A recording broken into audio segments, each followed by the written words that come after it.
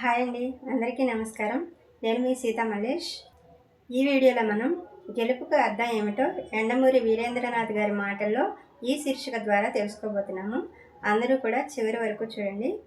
Video చాలా ఫన్నీగా ఆహ్లాదకరంగా ఉంటుంది. సో ఇంకా స్టార్ట్ చేద్దామా? నిదురించే తోటలోకి గెలుపు ఒకటి వచ్చింది.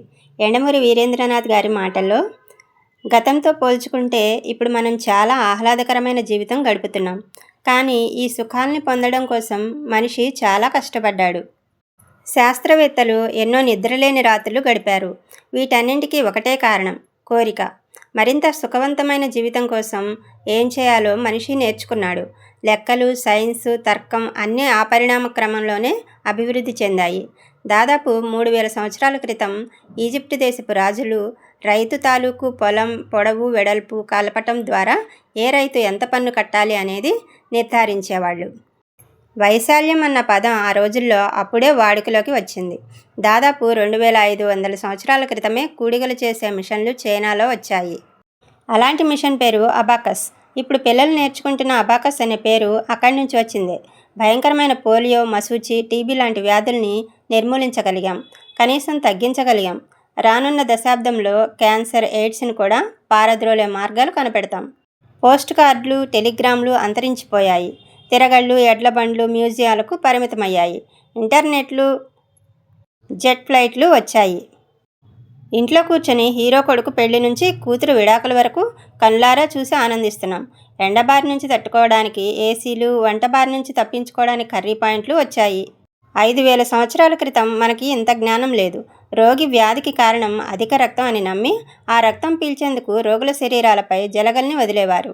దుష్టశక్తులే వ్యాధుల్ని కలుగజేస్తాయని భావించి ఆ దుష్ట పిశాచాలని శరీరం లోపల నుంచి బయటకు పారద్రోలడం కోసం రోగుల్ని స్పృహ కోల్పోయే వరకు కొట్టేవారు. ఈ క్రమంలో చాలామంది మరణించేవారు కూడా. అన్నిటికన్నా ఆశ్చర్యకరమైన విషయం ఏమిటంటే 500 సంవత్సరాల క్రితం శస్త్రచికిత్స చేయడం డాక్టర్లు పరువు తక్కువగా భావించేవారు.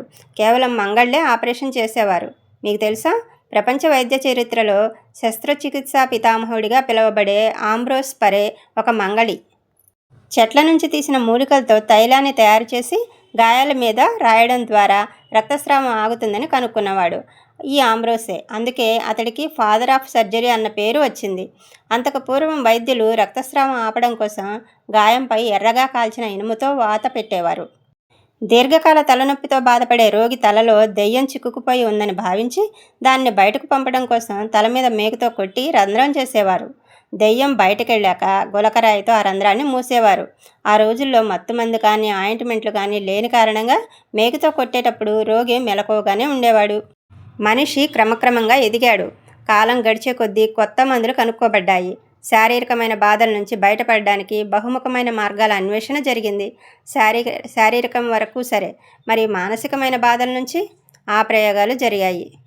శారీరక బాధలను తగ్గించడానికి పరిశోధనలు చేసి మందులు కనుక్కున్నట్టే కోపము, భయము, టెన్షను, స్ట్రెస్ మొదలైన జాడ్యాల ప్రభావం తగ్గించడానికి, వ్యక్తిత్వం పెంచుకోవడానికి మానసిక శాస్త్రజ్ఞులు వివిధ రకాలైన మార్గాల్ని కనుక్కున్నారు. తమ బోధనల ద్వారా, రచనల ద్వారా ప్రజల్ని జాగృతం చేయడానికి ప్రయత్నిస్తున్నారు. The 7 habits of highly effective people అనే ఒక పుస్తకం కారణంగా నా కోపాన్ని తగ్గించుకున్నాను అన్నారు యండమూరి గారు. వ్యక్తిత్వం పెంచుకోవడానికి ఈ రకమైన పుస్తకాలు చాలా ఉపయోగపడతాయి. చేయవలసిందల్లా కేవలం చదవడమే కాకుండా కాస్త ఆచరణలో పెట్టాలి. మందుల్లేని బాధలు, మానసిక రోగాలు పక్కన పెడితే చాలా వరకు మన కష్టాలన్నీ స్వయం నిర్మితాలే. 90% దుఃఖానికి కారణాలు స్వయంకృతాపరాధాలే. ఒక వ్యక్తి ప్రవర్తన, ఎమోషన్స్, నిజాయితీ, సంభాషణ, చాతుర్యం, తెలివి మొదలైన గుణాలన్నీ కలిపి వ్యక్తిత్వం అంటాము. వ్యక్తిత్వ వికాసం అంటే పర్సనల్ డెవలప్మెంట్.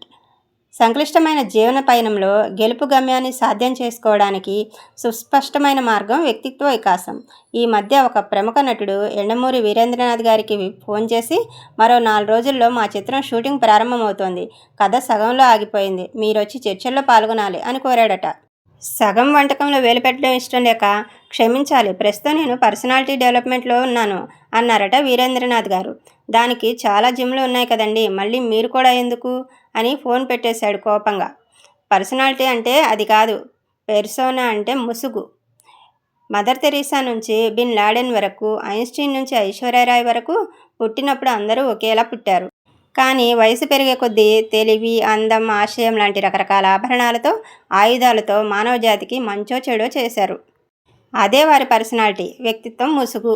ఇది 2 రకాలు: బాహ్య ముసుగు, అంతర్గత ముసుగు. బట్టల నుంచి మొహం మీద చిరునవ్వు దాకా, నడిచే విధానం నుంచి మాటల నైపుణ్యం దాకా బాహ్యము. శీలము, సౌశీల్యము, మానవత్వము, మంచితనము అంతర్గతము. మనం ఇతరుల కోసం మొహంపై మేకప్ వేసుకుంటాం, కానీ కడుపు బాణలా పెరిగినా పట్టించుకోం. ఇంటి ముందు అందంగా ముగ్గులేస్తాం, వంటింట్లో అంట్లు అలానే పడేస్తాం. మనతో మనకున్న సంబంధాన్ని, మన చుట్టూ ఉన్న వాతావరణాన్ని, మన వర్తమానాన్ని తీర్చిదిద్దుకోవాల్సిన బాధ్యత మనదే అన్న విషయాన్ని పట్టించుకోం. అవతలి వారి కోసం ఎప్పుడైతే మనం వేరే ముసుగు ధరించడం మొదలు పెడతామో మన విషాదానికి అదే ఉపోద్ఘాతం. అలా అని మనం అస్సలు తప్పులు చేయమని కాదు. ఆ మాటకొస్తే మన చిన్నతనపు తప్పుల్ని, వెధవేషాలని తలుచుకొని అలా చేశానేమిటి అనుకోకపోయినా, నవ్వుకోకపోయినా, సిగ్గుపడకపోయినా, గిల్టీగా ఫీల్ అవ్వకపోయినా మన బాల్యంలోనే ఏదో తప్పు ఉందన్నమాట. ఈ స్థితి నుంచి క్రమక్రమంగా ఎదిగి మనకంటూ ఒక వ్యక్తిత్వాన్ని నిర్మించుకుంటాం. భగవద్గీతలో ఒక శ్లోకం, యద్యః దాచరతి శ్రేష్టః తత్తద్దేవేతరో జనః సయత్ ప్రమాణం కురుతే లోకస్థ ధనుర్వర్తతే. భావం ఏమిటంటే, లోకంలో ఉత్తములు దేనిని ప్రమాణంగా స్వీకరిస్తారో జనులను ఆ విధంగానే నడుస్తారు అని అర్థం. ఒకప్పుడు ఈ శ్లోకం నిజమై ఉండవచ్చు. ఇప్పుడు ఉత్తమం అన్న పదానికి అర్థం మారిపోతుంది. గెలుపుకు నిర్వచనం ఒక్కొక్కరికి ఒక్కొక్క రకంగా ఉంటుంది. ప్రతి మనిషికి ఒక వ్యక్తిత్వం ఉంది, కానీ దాంట్లో కాస్త తిక్కు ఉంది. గెలుపుకి గాంధీ అర్థం వేరు, హిట్లర్ అర్థం వేరు. ఈ విధంగా చూస్తే పర్ఫెక్ట్ వ్యక్తిత్వం ఏమీ లేదు. ఈ వీడియో మీకు నచ్చినట్లయితే ప్లీజ్ ఒక లైక్ చేసి మీ ఫ్రెండ్స్ అండ్ ఫ్యామిలీ మెంబర్స్కి షేర్ చేయండి. ఇలాంటి మరిన్ని వీడియోస్ కోసం మన ఛానల్ని సబ్స్క్రైబ్ చేసుకోండి. Thank you for watching.